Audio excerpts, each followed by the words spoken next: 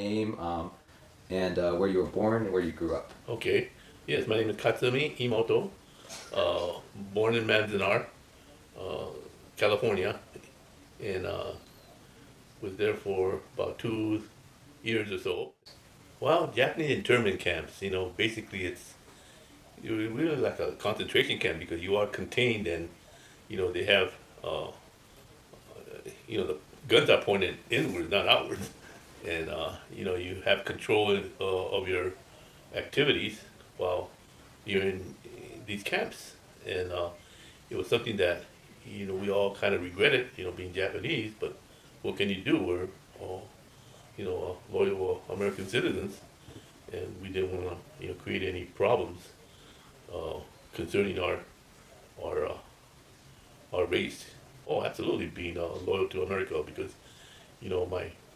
my grandfather came here in 1906 and started off in Little Tokyo, Los Angeles, and my father was born here, and he was a kibe, and kibe is when you go to Japan, and born here and go to Japan, and then come back, to get married and raise a family.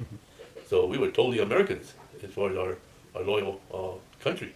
So many people, in order to prove their loyalty, joined up and fought for the country and ended up in Italy and various parts of Europe. And, they did their job and, they were highly decorated for their services. But nobody talked about it. We didn't want to bring it up because we don't want to brag on things.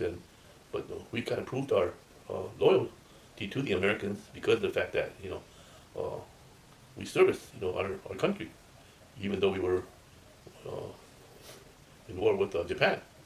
So it's kind of funny because my uncles were all in the infantry, and my other uncle in Japan was loyal to the Japanese.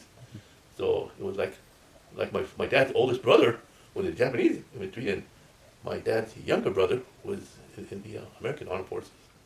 Yeah. Well, the Manzanar camp was, it was just primarily bungalows, with siding, wood siding and building paper on the interior for waterproofing as well.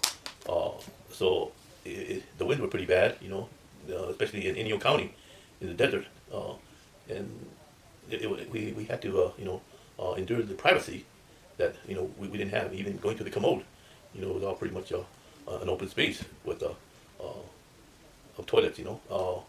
The cots were nothing fancy, but they were adequate.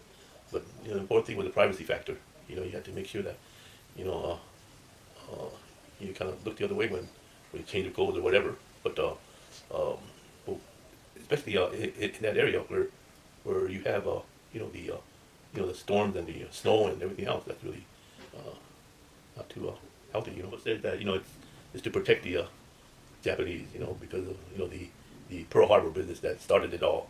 But they didn't do the same to Americans, Italians or American Jewish or French, as far as especially the Italians, and Germans too. There was quite a few number of Germans over here, and there wasn't that much problem with incarceration for them. But Japanese, you want to make a little point, that they're to be confined, during that time. But I kind of feel that Japanese, they what can you do? What can anybody do? If you have a Japanese last name that you get confined like that. Yes, well, it wasn't sufficient, but it was on the right track. Because history proves itself. When you think about when Reagan was in office, how do you go ahead and apologize to true Japanese Americans, which did their due diligence, as far as protecting their country.